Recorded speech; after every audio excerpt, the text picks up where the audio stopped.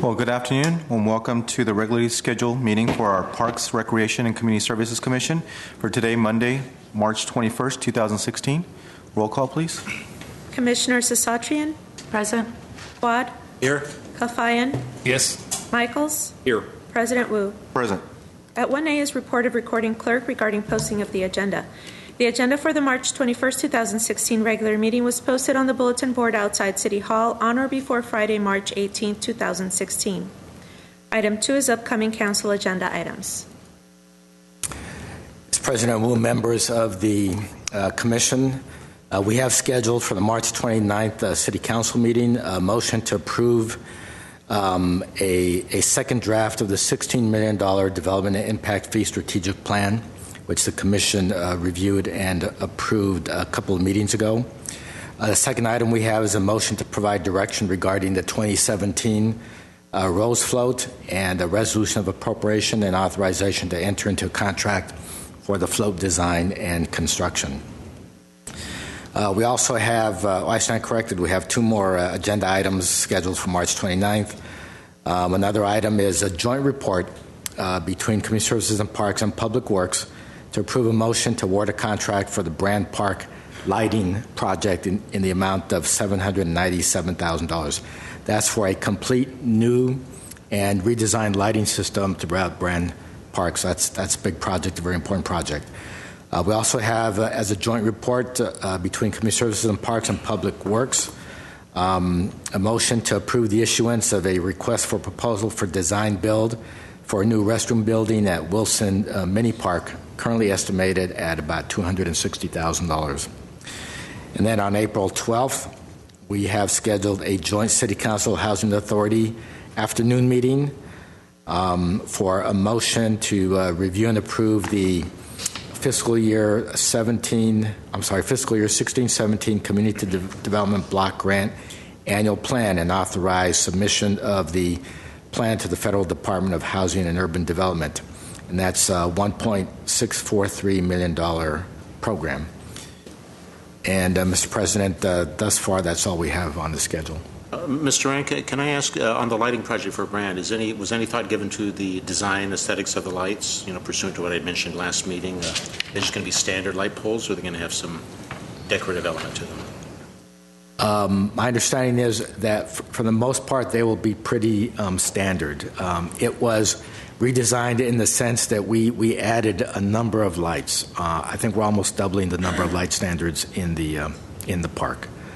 But is there any way? Is this too late in the process, or there's not enough will to make them a little different rather than just utilitarian poles? It probably is. If you'd like, at next month's meeting, I could provide more information and more graphics on the type of light standards that we are using. Yeah, please, because I think anything designy versus just the standard like street light thing would be preferable. Yeah. Okay. How about the lights at the Pacific? Do we discuss that?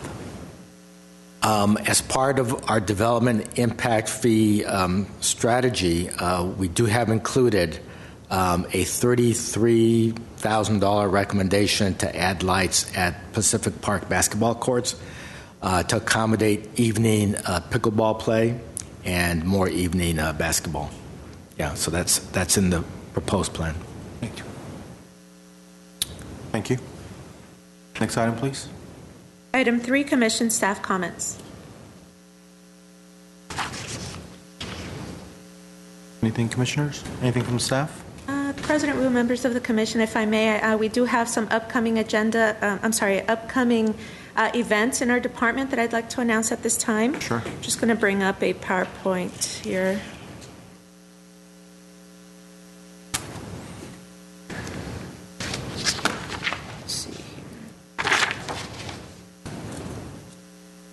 And these are calendar of events through April 18, 2016. March 21st through the 25th, Spar Heights Spring Camp 2016 is taking place at Spar Heights Community Center. That's at 1613 Glencoe Way, and it's from 12 p.m. to 6 p.m. March 24th, we have a community meeting regarding the 2016-17 Annual Action Plan at Pacific Community Center. which is located at 501 South Pacific Avenue, starting at 7 p.m. On March 25th and April 8th, we have a tea night out at Pacific Community Center from 5:30 p.m. to 8 p.m. March 26th, we have a trail work day on the Brand Park Lateral, which is called Lend a Hand at Brand. That's taking place at Brand Park, located at 1601 West Mountain Street from 8 a.m. to 12 p.m.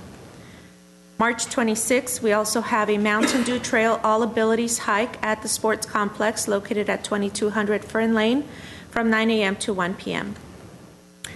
On Saturday, March 26th, we have the Spring Extravaganza taking place at Pacific Community Center from 10 a.m. to 12 p.m. Also on March 26th, at Pacific Community Center, we have the Cesar Chavez 15th Annual Celebration from 1 p.m. to 4 p.m. On April 2nd, we have an educational presentation and hike called Herbs of the San Gabriel Mountains, taking place at Dugmajan Wilderness Park, located at 3429 Mark Ridge Road, 9 a.m. to 12 p.m. On April 2nd, we also have one Glendale After School Youth Sports Program Season Championship Day at Pacific Community Center, starting at 1 p.m. On April 5th, Glendale Beautiful is having their annual Awards Day Luncheon at Joe Bridges Clubhouse at Glen Oaks Park, located at 2531 East Glen Oaks Boulevard, and that's starting at 11:30 a.m. through 1:30 p.m. On Friday, April 8th, we have it's a dinner and a movie for seniors. That's taking place at Spar Heights Community Center, starting at 5 p.m. as dinner, and a movie at 6:15 p.m. And Spar Heights Community Center is located at 1613 Glencoe Way. On April 9th, we have a wilderness work day called Just What the Doctor Ordered at Dugmajan Wilderness Park from 8 a.m. to 12 p.m. April 14th, we have a housing rights workshop for renters at Pacific Community Center Sycamore Room from 8 p.m.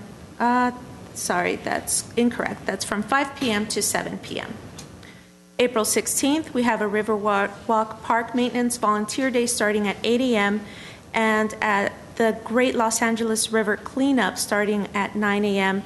Both events are at the Glendale Narrows Riverwalk at 300 Paula Avenue, and they end at 12 p.m. And then we're back here on April 18th for another Parks, Recreation, and Community Services Commission meeting at 2:30 p.m. And for more information, the public can call 818-548-2000 or visit www.glendaleca.gov/residents/calendar. Thank you. Thank you. Next item, please. Before we move on, sorry. Wanted to bring it up again. Are these translated and how are they disseminated? For example, the March 24th meeting, the community meeting that's coming out, have these been translated to different languages and have you guys done outreach to various organizations as we had discussed in the past? Sure. The March 24th meeting, yeah, it's actually translated into Spanish and Armenian as well. It's on the back side of the flyer. That didn't show on the presentation here. But all of these are on our city's website, on our department's website. They're sent out on a newsletter. They're also sent out on Twitter, and it's on our Facebook page as well. Thank you. So would that look something similar to the flyer for the April 14th Housing Rights Workshop for Renters, where it's in English, Spanish, and Armenian on one particular flyer? Yes, that's correct. Okay. And then are translations being provided on the spot there, or staff will be available to translate. Mm-hmm. Thank you. Thank you. Next item, please. Sure. Next, item 4 is oral communications. I don't have any cards. Item 5, consent items. At A is approval of the minutes of the Commission's special meetings held on December 14, 2015 and February 22, 2016.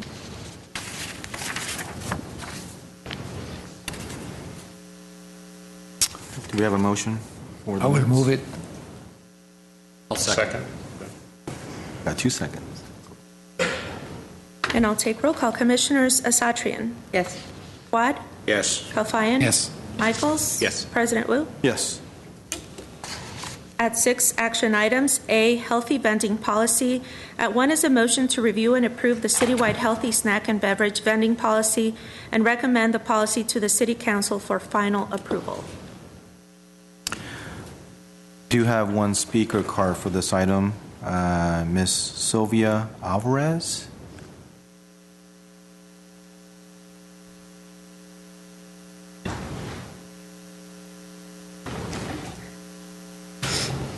Good afternoon. You're going to have to apologize. I'm under the weather. Good afternoon, President Wu and members of the Commission. My name is Sylvia Alvarez, and I'm a Glendale resident for over 10 years. And I'm a member of the Healthy Kids, Healthy Life Parent Collaborative program. At this time last year, the collaborative and I put together a photo voice project to showcase at the Cesar Chavez event. We have taken photos of things around the city that we liked and some things we left and some things we felt might still need some improvement. And one photo voice in particular received a lot of attention. That was the vending machines.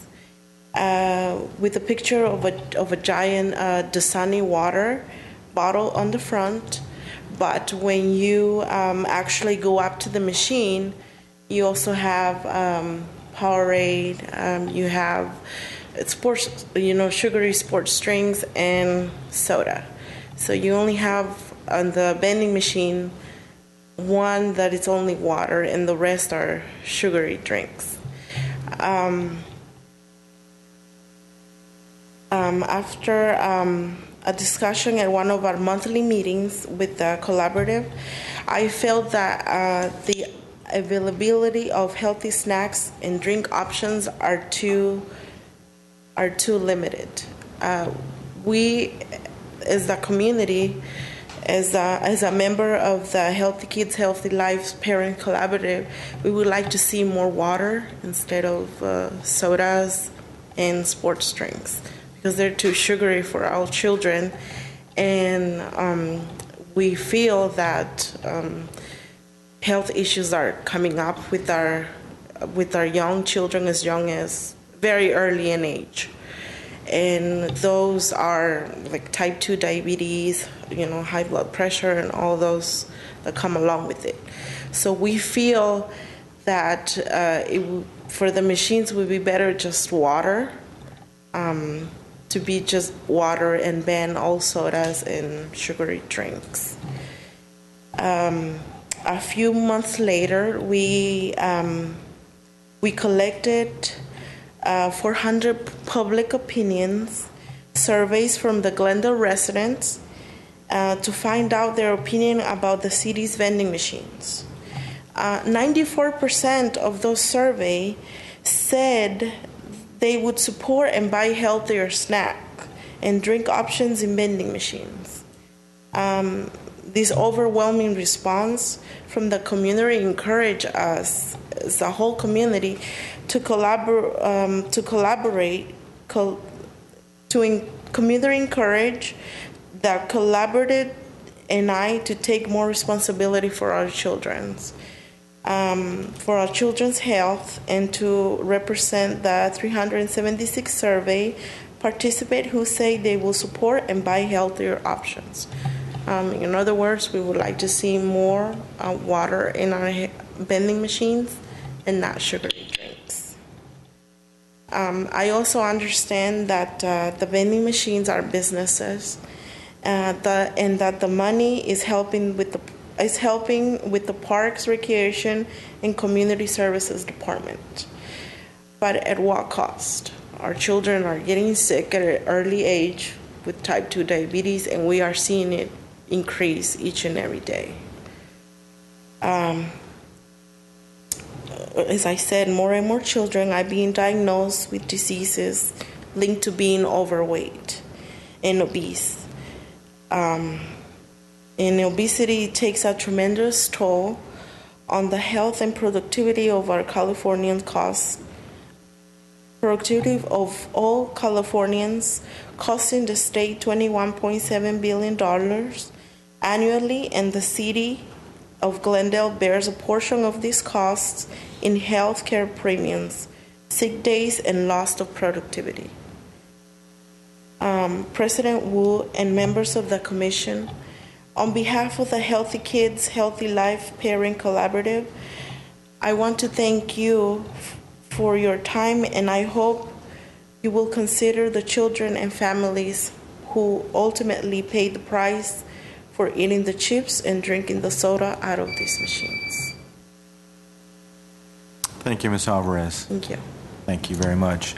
I think that's one of the reasons why we are considering making the appropriate changes to our vending machine policy. So I think we're headed in the right direction, and we definitely echo your sentiment. Thank you. Thank you.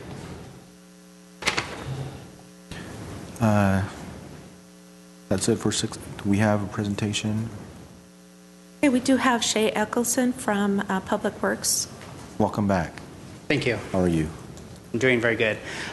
Once again, my name is Shay Eccleston Banwer. I'm with the Public Works Department. I haven't made a PowerPoint presentation, but I can just give you some information regarding the data that you requested at our meeting back in February. Essentially, data on transitioning to healthy vending is mixed. That's what we found. Specifically, Glendale Unified School District did report to us that their commission revenue went down after complying with healthy vending legislation. Our current vending machine contractor indicated that after discussing it with his colleagues, they told him it's about a 30 to 40% reduction. Similarly, a poll in a trade magazine for vending machine operators reported a 30 to 40% revenue loss as a result of the Healthy and Hunger-Free Kids Act of 2000. Now, conversely, the city of Baldwin Park reported a 30% initial drop in revenue. However, over the years, they eventually returned to their previous levels. Similarly, Pasadena and San Fernando also reported comparable sales after making the transition to healthy vending. As a result of this new data, we are still conservatively projecting a revenue loss as a result of switching over to healthy vending. Part of the reason is that we're not replacing junk food policy with a healthy vending policy. Currently, we have a limited healthy vending policy. We have healthy product, so we're essentially eliminating the junk food, not replacing 100% junk food with healthy vending. In addition, the policy before you, while it's considered typical, it is a little bit more on the restrictive range of the various healthy vending policies that are out there. But that said, it's important to keep in mind that there are a whole lot of factors that go into what our revenue is going to be beyond whether or not we're healthy vending. Specifically, the performance of the vendor is very important. The quantity of vending machines that we allow in the city is certainly a factor. And also the additional requirements of this new contract that will be entered into 2 years can have some impact on revenue. So to echo something that Mr. Duran said last month is while we do project somewhat loss of revenue, this is still our recommendation to pass this healthy vending policy because of the benefits of having such a policy. And with that, that's my entire presentation. Thank you. Since you don't have a presentation for the board, I know that there were some questions that were raised by our fellow commissioners. You're not in a position to provide any additional data or any updates since our last meeting. Is that correct? President Wu, I'm certainly here to answer any questions that you may have. I provided all the information in the staff report in front of you. However, over the years, I feel like I've become the expert on these types of agreements. So if you have a question, I can probably answer it. Okay, I know that Commissioner Michaels had a question. Well, in general, I'm comfortable with the healthy policy. The financial information that was in the staff report has addressed some of my concerns as far as identifying budgets or what might be impacted if there is a projected loss. The small loss I'm not as concerned about now that I know what some of those numbers are. The questions I have of some of the comments that came up in the last meeting were comments such as the city and the departments are constantly calling for more water or for the machines to be refilled, indicating the level of service. So, well, the issue before us is the healthy policy. I'm satisfied with that. I'm just concerned that this is now going out to contract. Are there other aspects that would affect the performance of this contract that we would want to address? Those are some of, now that we're looking at this issue, my concerns are looking at the program holistically. Commissioner Michaels, I would say that I definitely understand those concerns, and it is the responsibility of staff in this instance to not only craft a request for proposal that's comprehensive and that holds the vendor to task, but then once that contract is implemented, to then adequately monitor the contract, and again make sure that the contractor maintains compliance with the contract. So, that goes along with vendor performance, but it is certainly our responsibility to make sure that whatever vendor comes on in a couple years will meet the terms of this contract. Sure.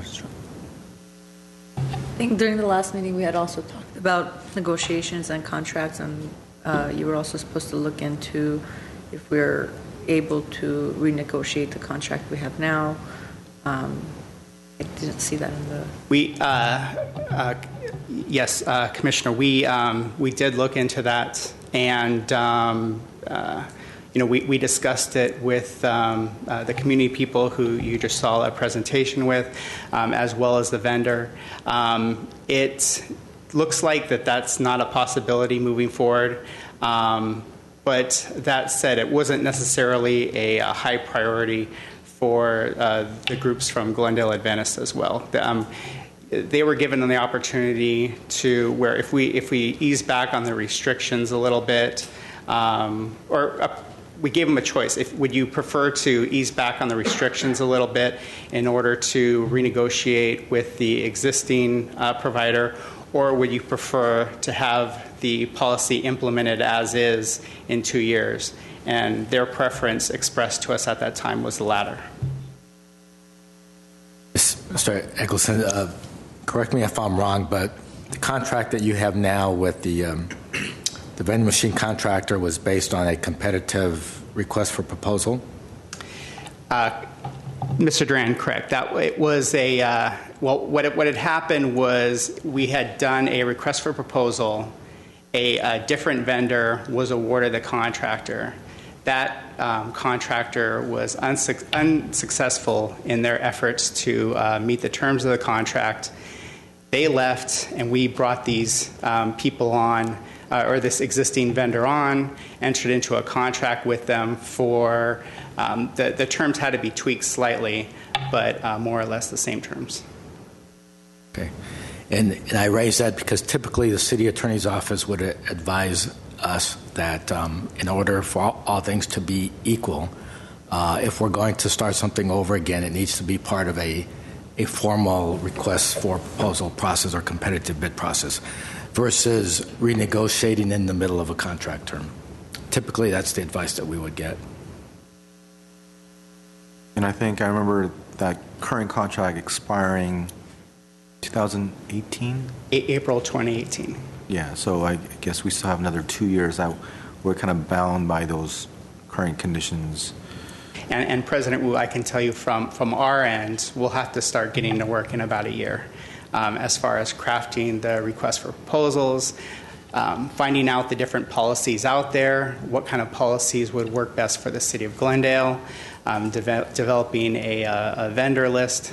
This is going to be a pretty exhaustive process, and it's going to take a long duration. I have a couple of questions. Remind us, where are the vending machines located in general terms? Commissioner Fuad, they are at, all the vending machines are located at city facilities. These include the Civic Center, parks, employee lounges,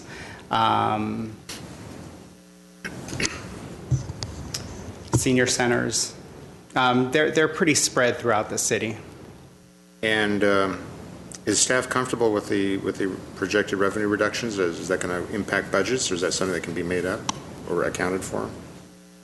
We are comfortable with a 30 to 40% revenue reduction if that's how it turns out. But from our end, we can try to lessen this amount by marketing this opportunity for as many vendors as possible. Trying to promote these vending machines as much as possible, and really bringing attention to this new vending policy and trying to get members of the community excited about it. What's the value of the contract in total? The total revenue that we've garnered since the beginning of the contract is $100,000. And what about, what's the vendor's take on it? Is this like a multi-million-dollar contract, or just a couple $100,000, or?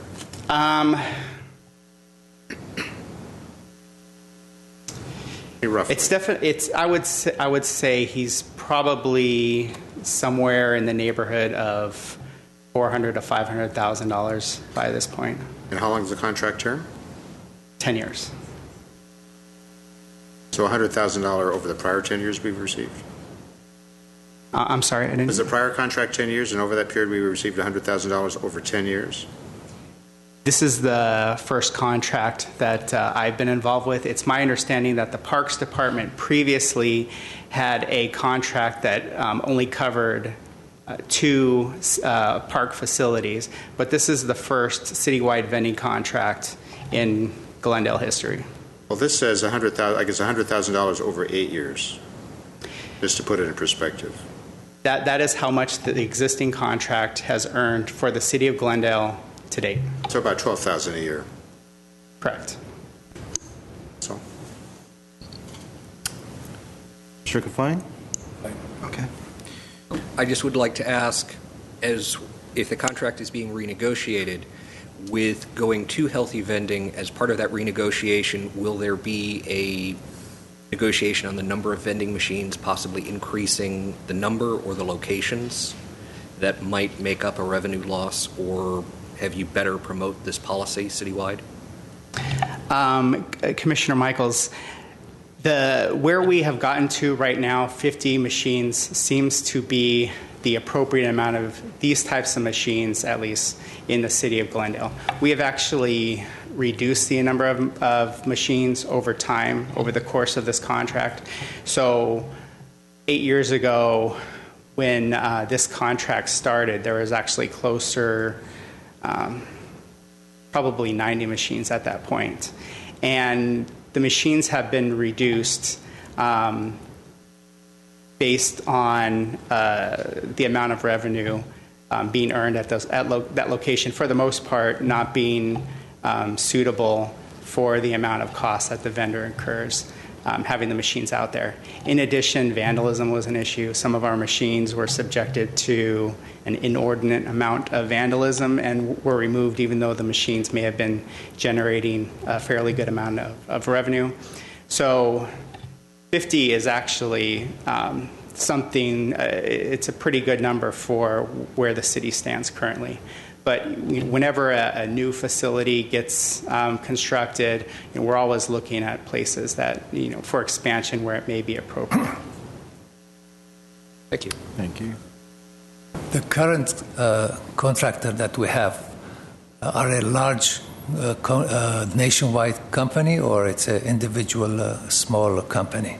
Do you have knowledge?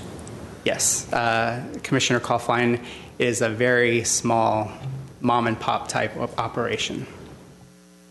Can we give them some kind of incentive to correct themselves, like to lead towards the healthy as we go on to the contract? If they have 2 more years, if they can switch slowly, and then since they're mom and pop operation, they probably like to come back and bid for it again to show us good behavior. We could.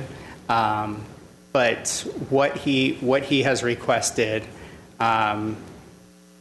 we do not want to provide at this time. So he wants, for example, a more lenient policy. He wants to be able to sell sports drinks. He wants additional years on the contract and a lowering of the commission percentage.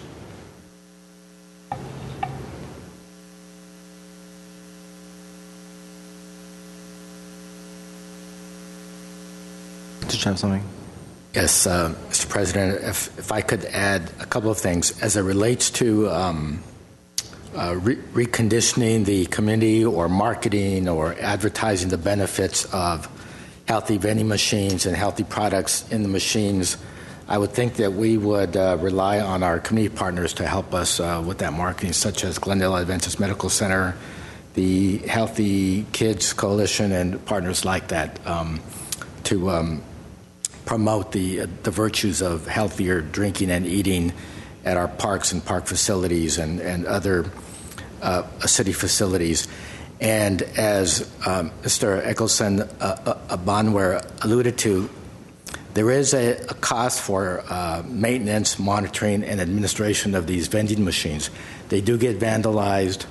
We have had incidences where people would unplug the machines to plug in to charge their phones, for example, or their other devices. The windows and the covers get broken, tipped over.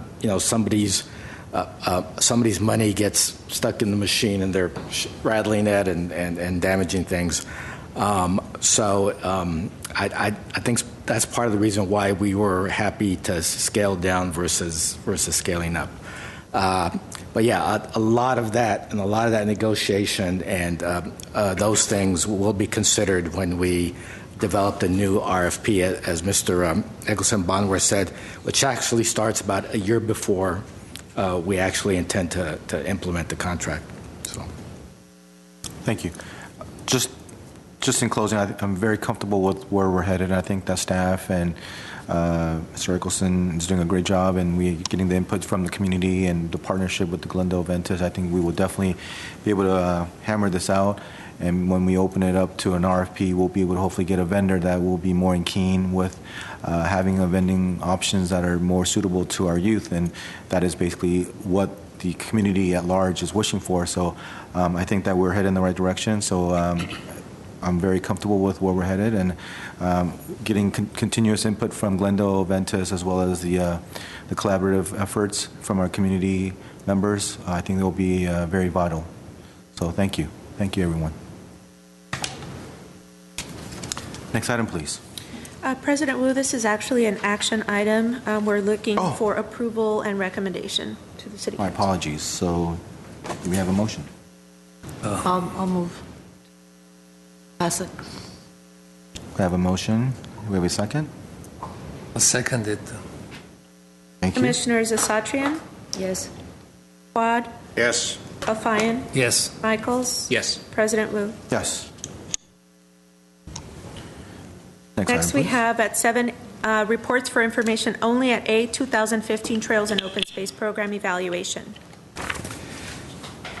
President Wu, if I may make a very brief introduction. When we talk about the quality of life in our great city, we do have to take pride in that we have very unique opportunities in Glendale, where you can take a hike in the mountains in the northern part of our city, and just as well be strolling along the river. Also within our city limits down at Riverwalk. So I wanted to use this opportunity to have Mr. Sturdivant give you an update of all of our trails and open space programming. to remind us just how lucky we are to have the mountains and the river and everything in between in Glendale. Thank you. Good afternoon, President Wu, members of the Commission. I'm Mark Sturdivant, Senior Administrative Analyst for Community Services and Parks. Together with my colleague Jeff Weinstein, I oversee the department's Trails and Open Space program. And it's my pleasure to provide you with a brief report on what's been going on recently with Trails and Open Space. For a number of years, the city had a robust park ranger program. That program was eliminated a few years back. We then had a park naturalist program, but due to budget considerations, that program ended in June of 2011. At that time, a number of members of the community came to us, and they asked a very good question. How are we going to manage, supervise, restore, maintain, and protect the city's natural open space, particularly when the budget wasn't there to fund trails and open space to the extent that we would like? And the answer was through the use of volunteers, a program that would succeed or fail based on the strength and the dedication of the commitment from the community. And over the last 4.5 years, I'm very happy to say that the community has not let us down. I'm not sure if you realize, but the city of Glendale owns more than 5,000 acres of natural open space in the Verdugo Mountains, the San Rafael Hills, and the San Gabriel Mountains. We have 2 very large parks, Brand and Duke Magian, each of which have over 700 acres of natural open space. And we have more than 30 miles of fire roads and over 10 miles of multi-use trails. So it's a lot for us to cover, especially when we're doing it largely with volunteers. So our partner in this enterprise is the Glendale Parks and Open Space Foundation, who funds a big portion of the cost of running trails and open space, to the tune of about $17,000 per year. There are actually 6 components to the city's Trails and Open Space program, and they are restoration, interpretation, trail maintenance, trail safety patrol, the Iris Gardeners, and the GO program, which stands for Glendale Outdoors. We've established a community-based restoration program in Duke Magian Wilderness Park where we've been planting and watering native oaks, sycamores, and big cone spruce trees since the station fire. Because of the community's complete involvement, we've got about a 90% success rate going on up there, which is way above any other similar average that I know of. In addition to our restoration team, we've got an invasive species removal crew who spends time getting rid of the non-native plants that we don't want in the park. We work at Duke Magian on the 3rd Saturday of every month, hence the name 3rd Saturday Wilderness Workday. And we just had a workday this past Saturday that included 40 members of the community coming out to help us out, the majority of which came from the Glendale Community College Scholars Program. We operate the program with a group of core volunteers who are with us at every workday. We call this loyal group the Duke Magian Dirt Dogs, and they oversee the more casual volunteers who come out and join us maybe once or twice a year. We also have a restoration program at the Glendale Narrows Riverwalk on the LA River, where we work to remove those nasty invasive species who just have a habit of enjoying coming up in the landscaped areas along the river bike path. We run interpretive programs each month with volunteer hike leaders and guest lecturers. Among the topics we've covered are medicinal plants, geology, astronomy, wildflowers, earthquakes, geocaching, nature photography, winemaking, and bird watching.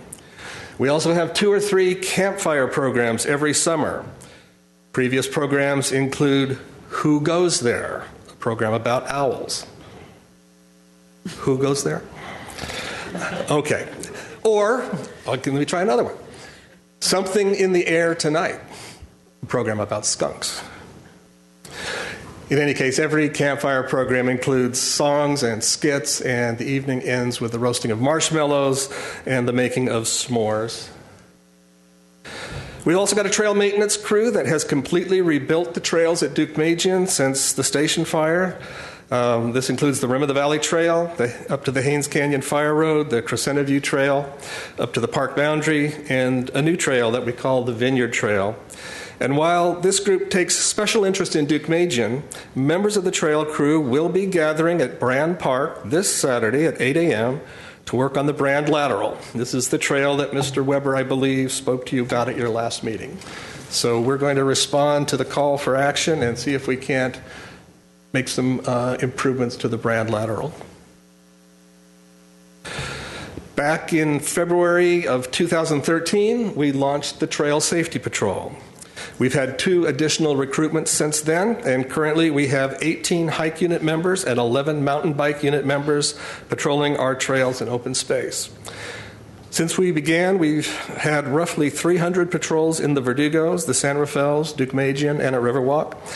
And this group of volunteers works to ensure that users of our natural open space are safe and that they obey the rules. And they also serve as an eyes and ears, reporting on park damage and illegal activity should they come across it. Our partners in this program are the Glendale Police and Fire Departments. We've even got a group of lady gardeners who work in the landscaped area of Deukmejian pulling weeds.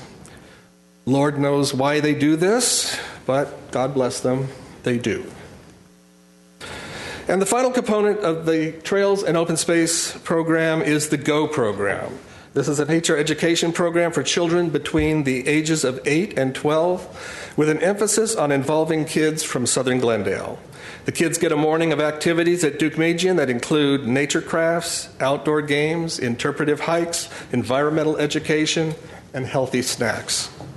Thanks to the Parks Foundation, we've made it a part of the One Glendale After-School Youth Sports Program. And one of the things we find most exciting about this is that every session that we've had has been larger than the session before.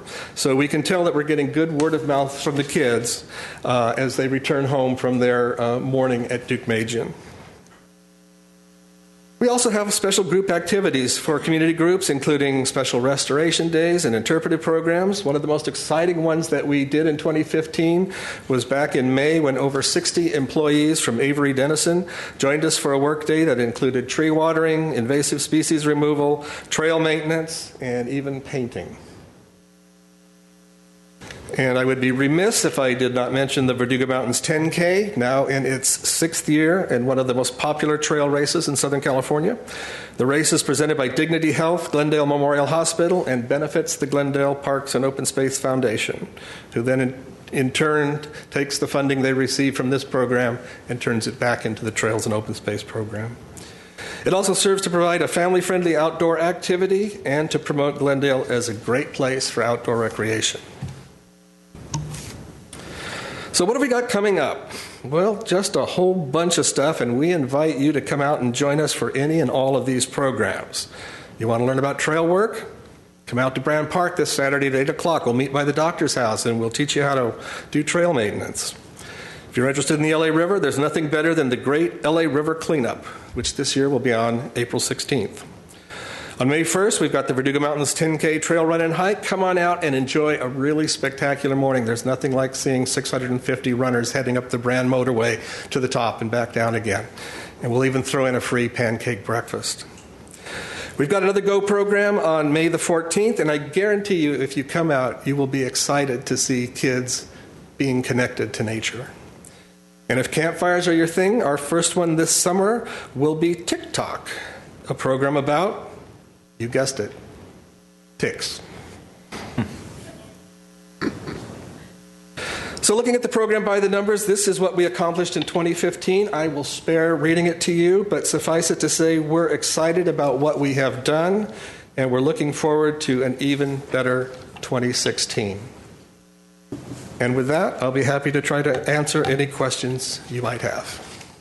I have a couple of questions. First of all, very impressive. This is spectacular what you're doing.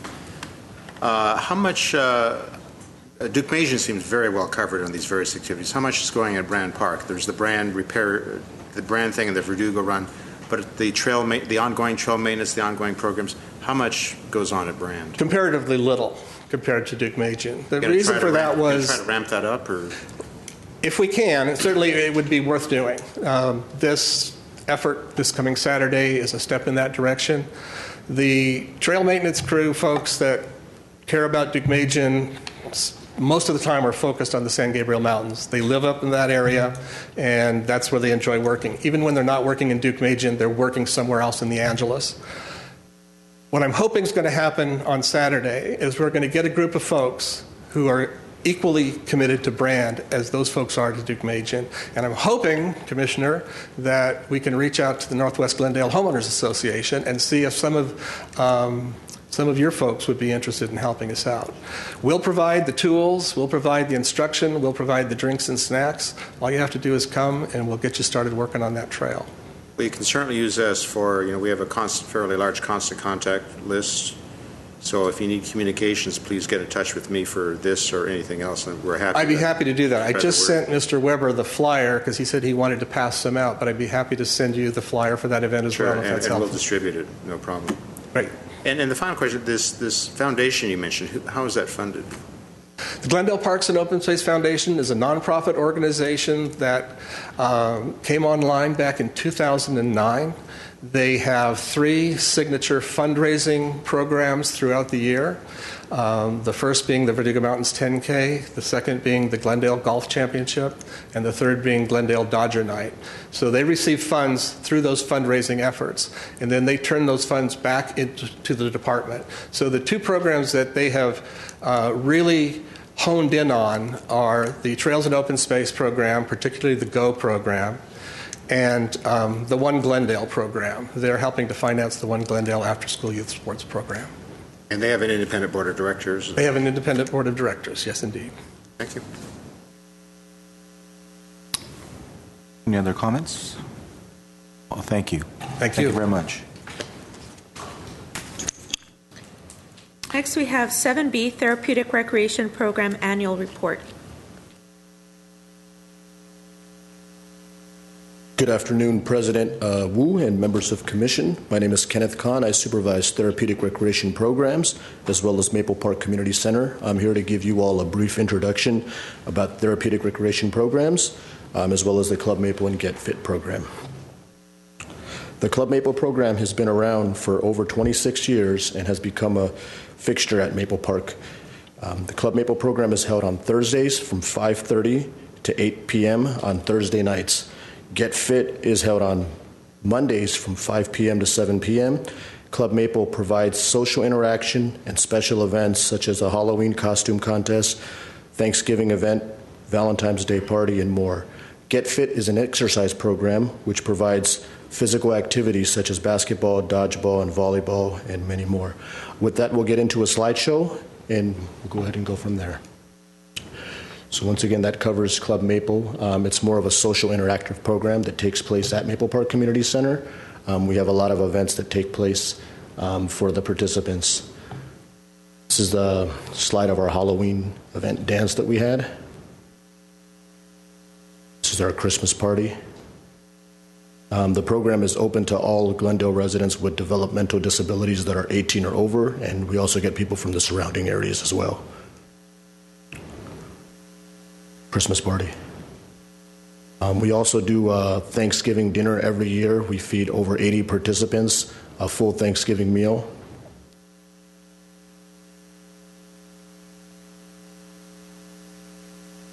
This is our Valentine's Day dance that we do. We've had a lot of marriage proposals occur through the dances that we have.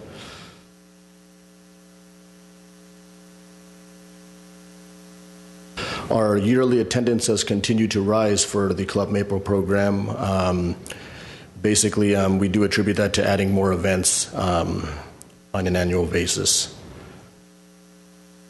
Once again, Get Fit is designed to get exercise activities to adults with developmental disabilities, and the program's attendance has also risen. That's a shot of our Get Fit participants, basketball night.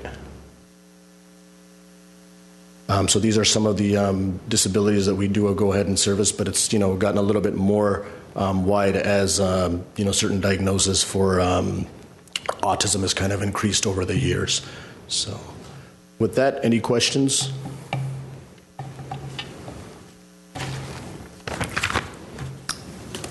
Any questions, Commissioners? Thank you. Thank you, Mr. Khan. Thank you. Next item, please. Next, we have 7C Mobile Recreation Annual Report. Good afternoon, President Wu, members of the Commission, and department staff. My name is Norma Maurer, Community Services Coordinator at Pacific Community Center. I would like to present the Mobile Recreation Program's Annual Report for 2015. The Mobile Recreation Program consists of 2 rental packages, the Party on the Go rental package and the Glendale Rocks mobile climbing wall. Party on the Go is a rental package where 2 recreation leaders are hired to provide games and crafts at parties or special events. Glendale Rocks is our 26-foot mobile climbing wall. The standard rental package includes 2 trained, uniformed operators, the wall, and safety equipment for 2 hours. Additional hours can also be purchased. Both rental packages are available to the public and private organizations within the city limits for special events. Each Party on the Go package is designed for children ages 5 through 12 and can include arts and crafts, sports and games, and specific theme-based activities. The basic Party on the Go package includes 2 recreation leaders for 2 hours and 6 activities for up to 12 children. 3 rentals were booked for private events, 1 corporate softball tournament, and 2 birthday parties last year. Of the 8 rentals, 5 were city-sponsored events, including the Cesar Chavez event, Cruise Night, Earth Day, Spring Extravaganza, and National Night Out. The Glendale Rocks Climbing Wall package is designed for all ages. Children and adults can take the challenge to reach the top to sound the horn. Glendale Rocks Climbing Wall adds adventure to any event. Glendale Rocks was rented 14 times last year. 4 rentals were booked for GUSD at the nonprofit rate. 7 were city-sponsored special events, and 3 rentals were for private birthday parties. The Glendale Rocks Climbing Wall was rented by the following clients: Glendale Unified School District, City Manager's Office, Glendale Police Department, Glendale Fire Department, Glendale Public Library, and Glendale Public Works. The mobile recreation programs were found at the following events in 2015. Glendale Fire Service Day, Glendale Police Open House, Cruise Night, National Night Out, Canine in the Park, Glendale Unified Fall and Spring, Glendale Unified School District Fall and Spring events, Earth Day, day camps, and more.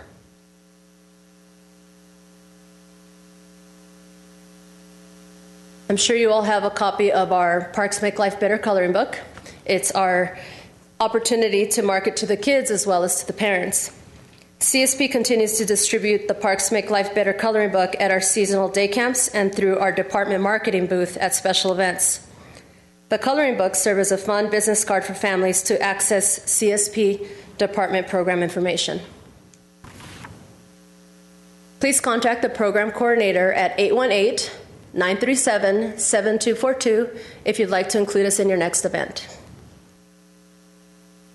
I'd be happy to answer any questions you may have. Any questions?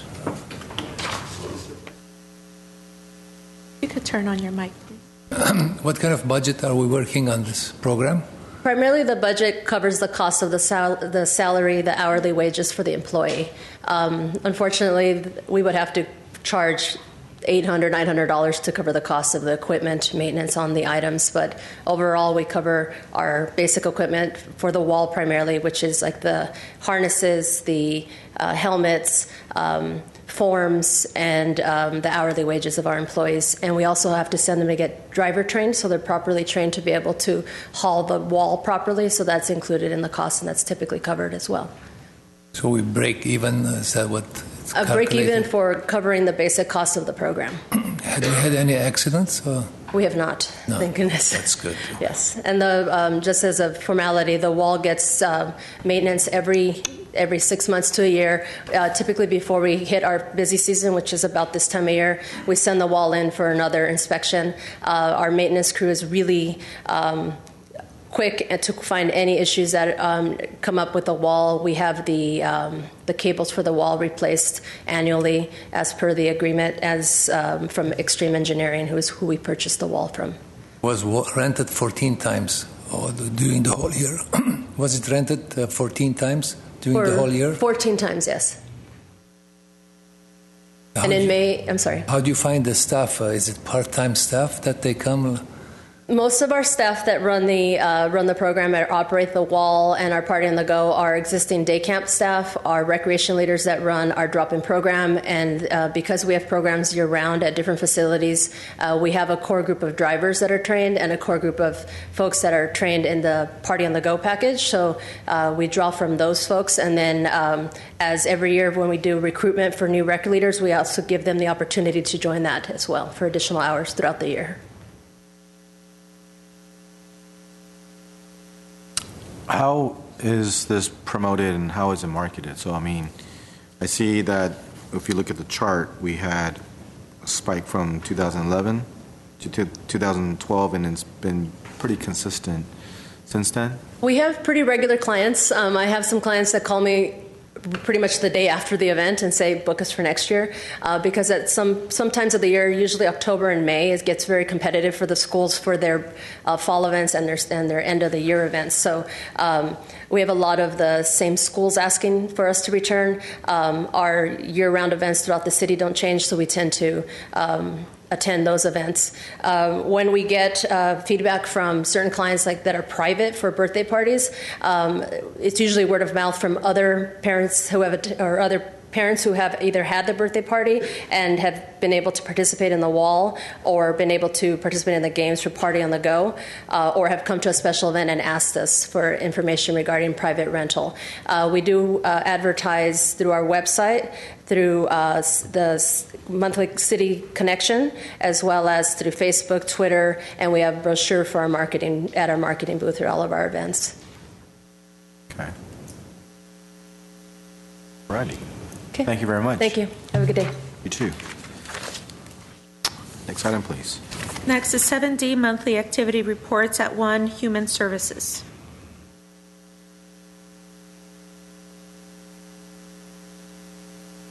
Good afternoon, President Wu, members of the Commission, staff. I don't really have a report to summarize for you. I did provide the written report for the April Fair Housing Month, which is a month of commendation of our fair housing anniversary for fair housing activities.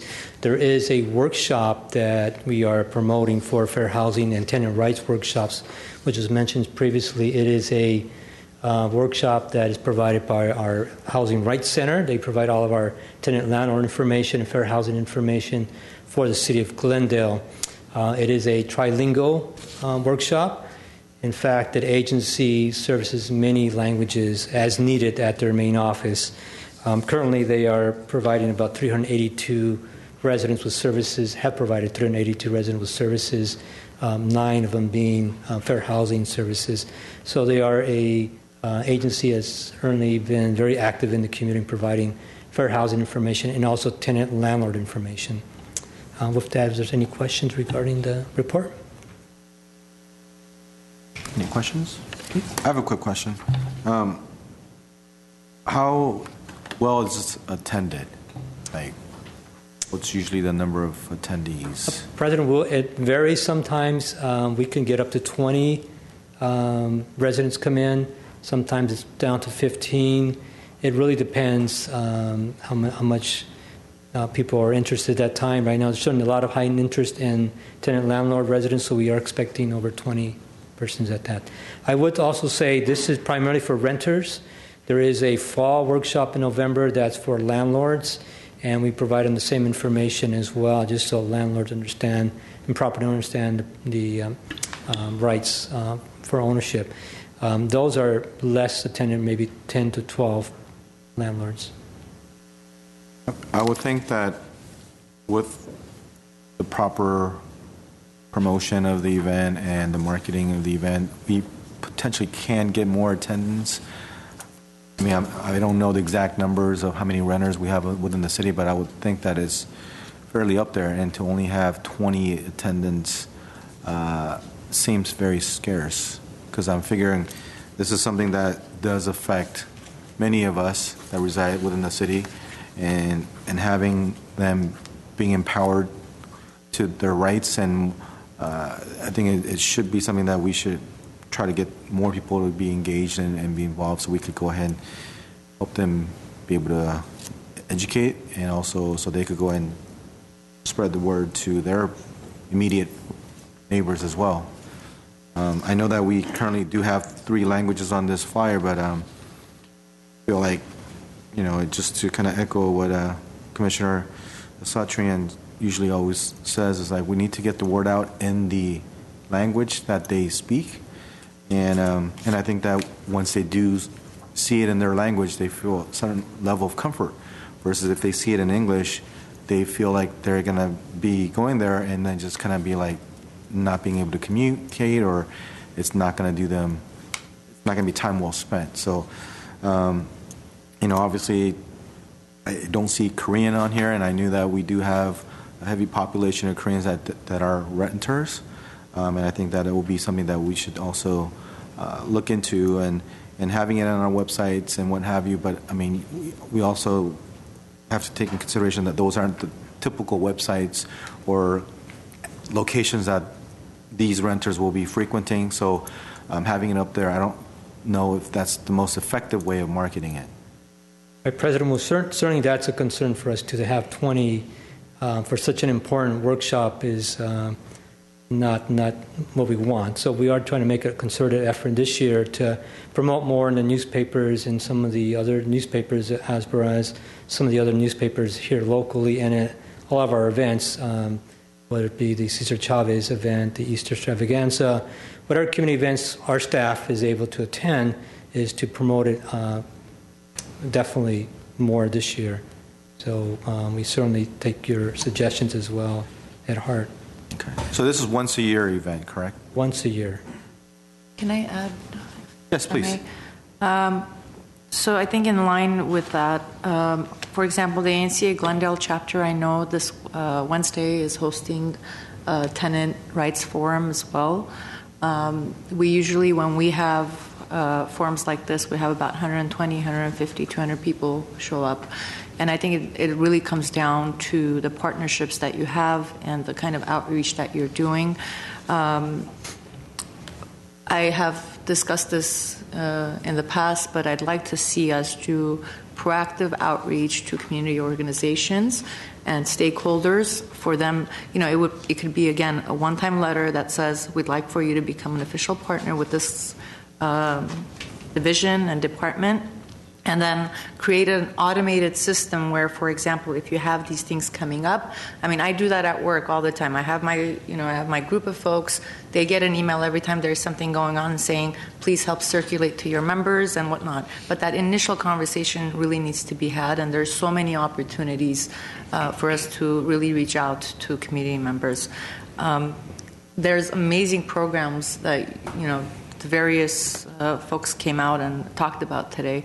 To be honest with you, I didn't know about most of them. And if I don't know it, I wonder really, you have to really go dig to find them. So again, I don't know how we can maybe get a report of exactly what is done by staff every time, and then we can work through that and make suggestions and come out with a system. And again, an automated system where you're not recreating the wheel every time, but really just this is the procedure we go through every time there's an event, and these are the people we reach out to. So I think we're blessed with community organizations that would be willing to partner with us on this and help get the word out, and we should utilize every opportunity we can. Thank you. Thank you. I'd like to echo those comments. Many of the commissioners I know are very active in various community groups.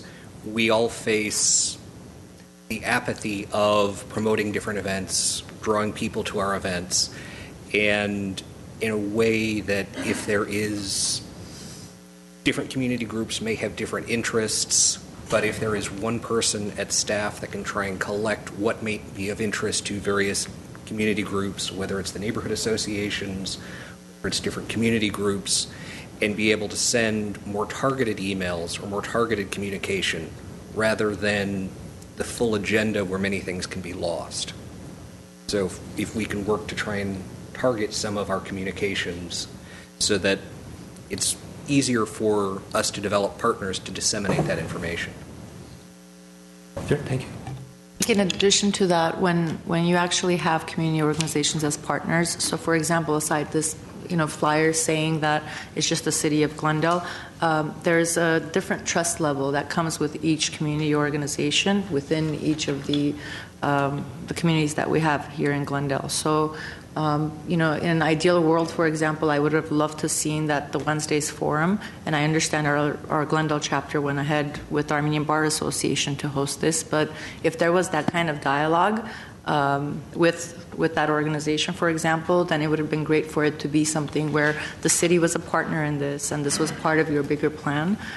So you're really being inclusive of the different groups. So.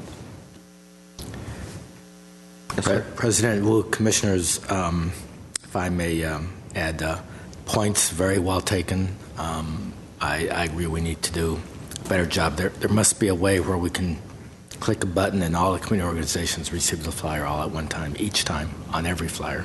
So that's something that we will work towards. Great, thank you very much. Thank you. Item 7D2 is Recreation and Community Services. Okay, President Wu, members of the Commission, in your packets you'll find the Recreation and Community Services Monthly Activity Report. In the month of February for the Civic Auditorium, we had 6 events totaling $37,000 in revenue. Our year-to-date revenue is a little over $226,000, which is a small increase from the previous year, which is a good sign. Our community center revenue report for the month of February, we brought in $82,000 compared to $58,000 the previous year. Our year-to-date revenue is $516,000 from $468,000 from the previous year. So in regards to revenue, we're seeing a slight increase at all of our locations thanks to a stronger economy and more of the participants and community using our facilities for their events. As Iris mentioned earlier, under community events, we do have our spring extravaganza this coming Saturday, March 26th, between 10 and 12. This was one of the events that was brought back last year, so we're happy to have one spring event, which is a citywide event at Pacific. Following that, we'll have the Cesar Chavez event the same day between 1 and 4. That event is organized by the city manager's office with a couple of parks employees part of the committee, and I believe it will be the 15th year that we'll be celebrating his work. April 2nd, we have the One Glendale Soccer Championships at 1 o'clock at Pacific Community Center. If you're available, please come by. The last 2 championships were very well attended, and the kids from Edison Elementary School, Cerritos Elementary School, Horace Mann and Marshall really had a good time. So the next one will be April 2nd, and the sports is soccer. So the games are heating up. If you have a chance to come by at Pacific every Wednesday between 3 and 5, we have our games, but the championships will be on April 2nd. The summer day camp program registration will start May 2nd. That's another date that I like to highlight to any of our viewers. Registration will start 8:30 in the morning. They can register both at customer service office located at the Civic Auditorium or Pacific Community Center. And we also have cruise night registration open. Cruise night this year will be held July 16th on Brand Boulevard. We're hoping to have between 400 to 450 vehicles. This is the first year that we're allowing a registration of classic motorcycles. So we would like the motorcycle community to come out and register their bike. So they can visit GlendaleCruiseNight.com to download a brochure and registration form and send it into the Civic Auditorium. Any questions? Any questions? Thank you. I have a quick question. Sure. For the cruise night? Yes. Correct me if I'm wrong, but didn't we say we were going to also open it up to import? Wasn't there a mention of that? We were going to open it up to import. We did talk to the committee, but the committee said for the next year or so, let's figure out a way to increase our enrollment for the classic cars and make it a classic car show, continue the classic car show, because when I mentioned it, half the committee was open to having the imports, and the other half said, let's go ahead and keep it, classic, very traditional, and see how many cars we have signed up for the 2016 event. Last year, we had about 320 vehicles signed up. Due to the rain out and postponement of the event, it dropped down to about 280. So hopefully we'll have about 400, 450. What we've noticed too is some of the car shows that we attended last year to pass out flyers have been canceled or postponed for 2016. Which looks good on our end, because hopefully they'll come to our show and sign a registered vehicle for our cruise night. So we have 2 shows in the Valley that we attended that are canceled, and then I heard that the Burbank Kiwanis canceled their car show at Pop-Up Park this year. So hopefully we'll have more car enthusiasts register their vehicles. Yeah, I mean, I personally was looking forward to that import, because I'm gonna wait. We're gonna wait another couple of years and see. Because I would like to eventually have an import section, maybe a block or block and a half of imports, and get the newer models. Well, when I say newer, late 90s or mid 90 models, imports with their fixed up rims and tires. Yes, because I was looking forward to that. Because I mean, you definitely could market the Fast and Furious franchise. I mean, because that's something that I know that I was looking forward to. And I had another question in regards to the Civic Center. I know that we were doing some facelifts and renovations, and that was done a presentation a while back. Have we gotten any updates from then since? President Wu, members of the commission, we are still working on the memo to submit to the City Council to award the contract to begin the work. But we do have scheduled a complete exterior painting of the Civic Auditorium, installation of new awnings on the south side, the south entrance of the auditorium, and some refurbished exterior lighting fixtures, and the demolition of the Craftsman-style canopy on the north entrance, which is actually inconsistent with the architectural style of the auditorium building itself. And then we're going to top it off with some re-landscaping of the embankment on the south side between the entrance and the parking lot. So that's still the plan. We're ironing out some last-minute things with the award of the contract, and so that should be going to City Council in 3 or 4 weeks. Okay. Thank you. Thank you for the update. Next, we have item 73, Park Services. Thank you. Good afternoon, President Wu, members of Commission. We'll be presenting 3 months' worth of work orders for you this afternoon. We completed 421 work orders in the months of December, January, and February for total work hours of 4,069. The number of work orders dropped in the preceding months because we did larger scale projects, such as the one that we'll be covering today in the presentation.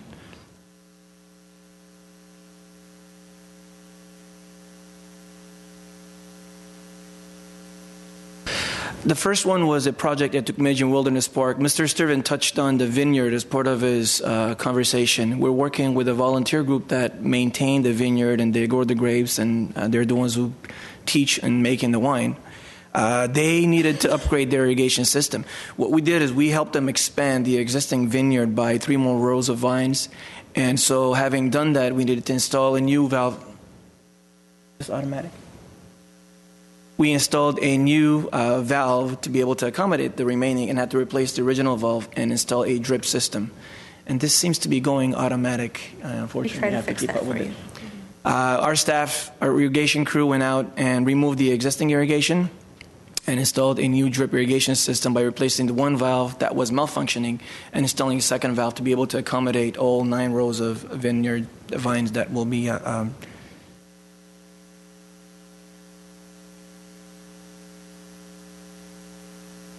Let me ask you a question, Sister Fixing. What kind of varietals are those vineyards? I do not know the variety of the vineyards, but I do know they're true to the era, and I do believe they actually found vines as they're doing the hike. They found an area where they believe the old Le Messenger family had to keep their own private vineyard where they used the grapes from that vine to be able to make their wine. So the reason why we're expanding is they're going to start planting those vines as well. There's 3 different varieties. I'm not very familiar with them. I can give you more feedback on that in the future if you like. But that's the intent, is to increase and use what they found to be able to plant and go back to the old days of what they were How much making. space we have to expand? We already did expand to the ultimate where we could be. The walkway, where generally walkway that went by the vineyard, there's some general dirt area and some landscape. We removed those landscape and expanded it by 3 additional rows of vineyards. Just to answer your question, I am familiar with the vineyard. The variety is Alicante Boucher. You brought them. I didn't bring them.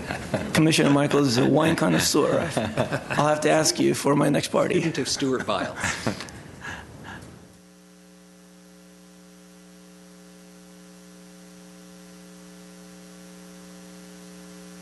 Want the other clicker?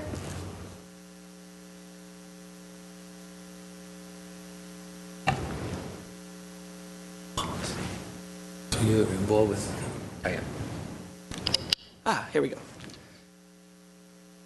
Since we discussed these, I just wanted to show, this is one of the areas where the drip is specifically placed where the vines are to avoid watering unnecessarily and growing of the weeds. And, this is a way to preserve water and conserve as much as we can.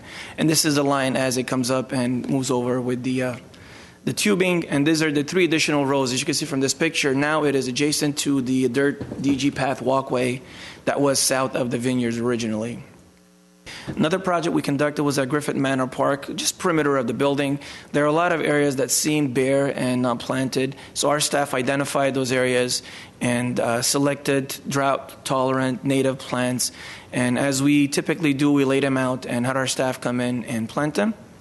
And after we finish planting, we will mulch them and help preserve the moisture and beautify the corners of the buildings. A lot of times these areas are difficult to grow because people tend to trample and take shortcuts, but it is a challenge we work with, and hope people will understand it's a planted area and not trample over our newly planted plants. Sports complex was one of the bigger projects that we took on this past December and January. As you note from this picture, the highlighted field is Field 1. And if you look at the infield, it is dirt infield. This was designed to be a softball field. And we're working with St. Francis High School, and they needed a baseball field. So our project was take this facility as a softball field and convert it into a baseball field, which incorporating a turf infield. That was quite the challenge. It required a significant change in the irrigation system, removal of 100, 200 cubic yards of the dirt that was in there to be able to allow for natural dirt to be brought in soil so we can actually put the sod in. But that wasn't the only challenge that we had. Having done this project in December and January, you could imagine the only rains we got in El Nino happened to be during the time we're working on this project. So as the staff got the fields prepared for getting it all lined up where the bases are supposed to go and ripping the field, getting ready for our laser level to come in and start laser leveling the field so we could have a much better play. The trenching, of course, for the irrigation and getting the tractor ready to start moving all the dirt out. We ended up having forecasts for quite a bit of rain. This is a picture of what the guys would do in the infill for the irrigation. Some of the irrigation that was existing, we maintained. And as you see, one of the sprinklers is laying down. In order for the gentleman to come and do the grinding and doing the laser leveling, it will have to remove the top 6 inches of the soil and the dirt. So in order to prevent damage to the existing sprinklers, we laid them down and later we had to remove them, put them back up after the job was complete. And of course, having the forecasted rain, we decided to at least cover the infield. And some of the materials we bought were quite expensive. This is a very large tarp to cover the infield. And the following day, we ended up having about 2.5 inches of rain in 6 hours. And of course, the rain carried with the wind, you can see what it did to our field that was prepped for laser leveling.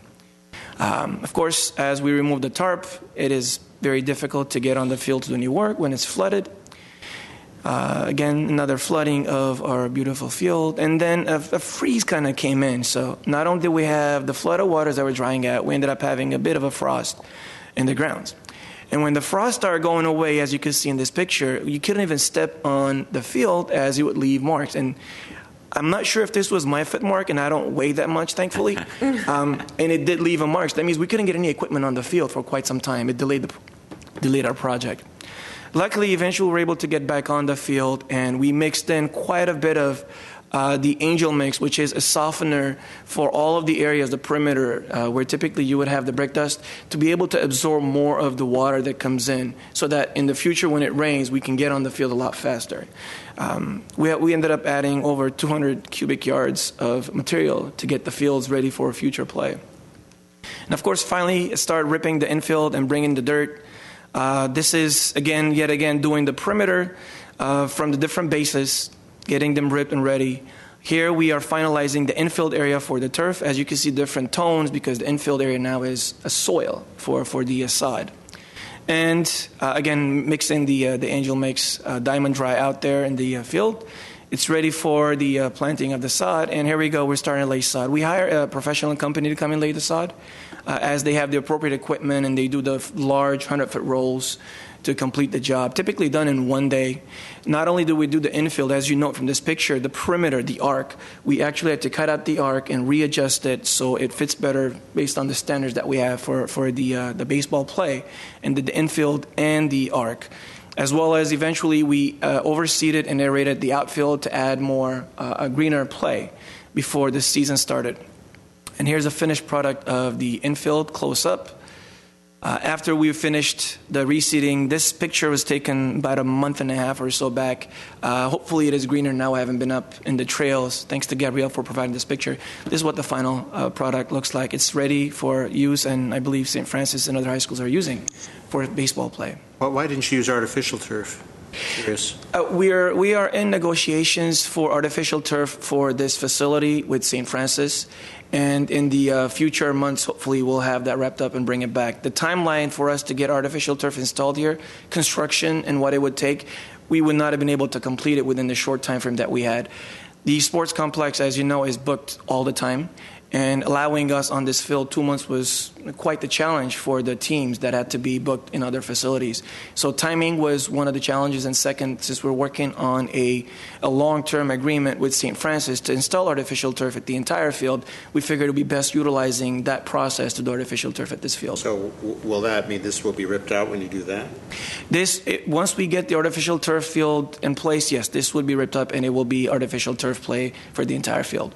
When you say St. Francis, you're referring to? The high school. The high school. St. Francis High School. Is it? Yes. It's in La Cañada, right? Yes. And we have a deal with them? We do not. We're working on an agreement with them for a long-term use of the facility and converting the field into artificial turf, which we will benefit from. As previous DIF projects we've mentioned, part of the agreement would be to install a soccer field out here. So when they're not using the facility, we'll be benefiting from it, our AYSO groups, other users, by playing soccer on an artificial field in the outfield area. We're comfortable with the trade-off. I guess they're funding whatever improvements are made? Yes, they will be funding the improvements. Obviously, with the trade-off between the time they take and the funding they provide. Yes, absolutely. Another major renovation we took on was Pelanconi Park. Pelanconi Park, we did not do the turf areas this year. All we did was, as far as the turf goes, we did the reseeding and airifying and fertilizing of the field. However, we took on a major project of redoing the entire irrigation of the facility. We've had coverage issues at this facility for quite some time. We had very old valves and lines, corroded lines, so we took on responsibility of doing the entire field. We installed over 9 valves, over 200-300 sprinklers, and I don't know exactly how many lines of irrigation piping that we had to put into this facility. Of course, we have the benefit of using reclaimed water at the site. So as you note, all the piping in this facility will be the purple piping, identifying it as reclaimed water. And here are the valves. We actually moved the valves to a location where it will not impede the play, whereas previously they were all over the facility. Now we have them in one area, all adjacent to each other, feeding the entire site. It was just redoing the irrigation so it's more efficient overall. And here is the finished field product as current as, I believe, early February this picture was taken. And here's another one from a different angle. As you note, this far left side is where the boxes are, and the entire irrigation has been moved to the far left side to keep it away from the play. This is one of the other projects we took on, City Hall re-landscaping of the front. Again, re-landscaping it, as you note, a lot of the trees were removed from the front, and we put in drought-tolerant native landscaping as well as some trees. This project, we worked very closely with our colleagues in Public Works Department, and a lot of the curbing that they have to put in to allow for us, they improved it by adding some lighting. And our guys took on the landscape maintenance. Of course, new irrigation, as well as new trees and new planting.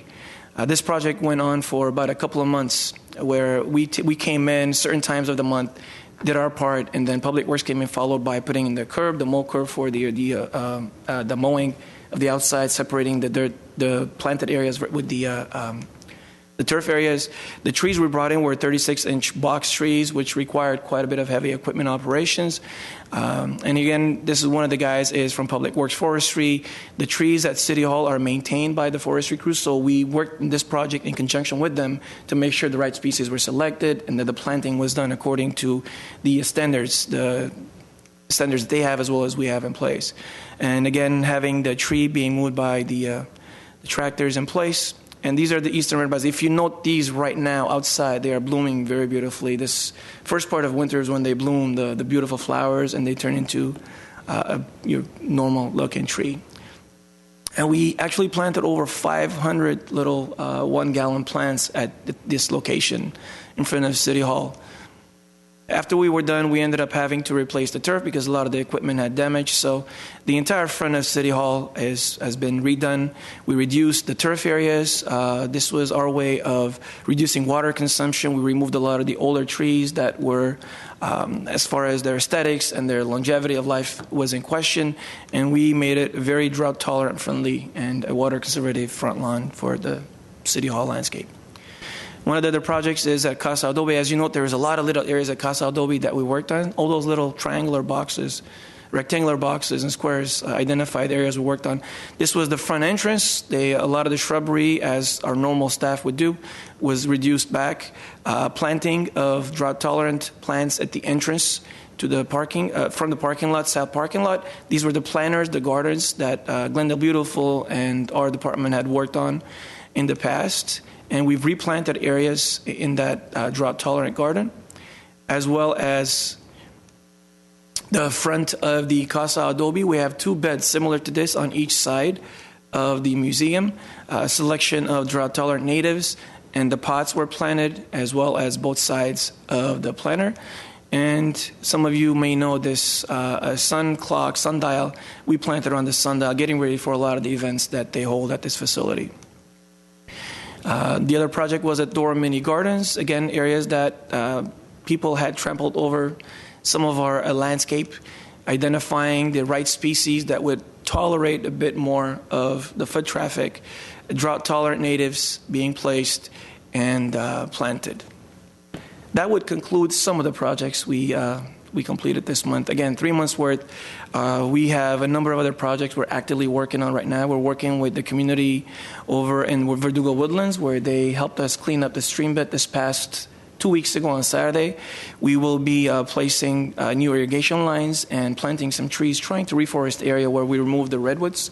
If you recall, several months back, some of the redwoods that died from the drought. We will be planting species that are more tolerant to the drought, such as natives in that area, and sprucing up the entrance to the Verdugo Park Trail from the Colima Street. We'll be working on that in the coming weeks. And that concludes the presentation. Thank you. That was a lot. Yes. Indeed. Quick question. Have we completed the Montrose Shopping Park? Is that all completed? President Wu, we are currently working on the Montrose Shopping Park as we speak this week. Our staff are working in the corner of Honolulu and Ocean View in replanting the areas that where the plants were trampled over during the Christmas, the parade. I'm sorry, not the Christmas, the Halloween event that was held over there. What we've done in talking to the board and their feedback is we've expanded the planted areas. So a lot of the people had complained that DG was a lot more dominant in those areas. We have expanded the planted areas. There will be more natives planted. The border, we're putting a border to hold the mulch in place. We are adding different colored, a little darker tone for the DG, so there's less DG. We're changing the irrigation because what we found is the drip irrigation we placed there, kids were playing and they're kicking around and it wasn't really working right, causing some of the decline of the species. So we're putting more precision nozzle sprays that are low water use sprinklers, and expanding those areas, adding more green shrubs in those areas. So each day this week, the guys will be working at night to avoid the foot traffic and not avoid the businesses, impact them as they are open during the day. Will be hopefully done this week in the larger scale areas of the Honolulu and Ocean View intersection. Okay, great. Thank you. Anything else, commissioners? I think that should do it. There's one more item. I'm sorry. Just for your questions. 7D4, Trails and Open Space. Mr. President Wu, this was actually covered as part of the Open Space and Trails update at the beginning of the meeting. Yes, sir. So Next is adjournment. the meeting's adjourned. Thank you.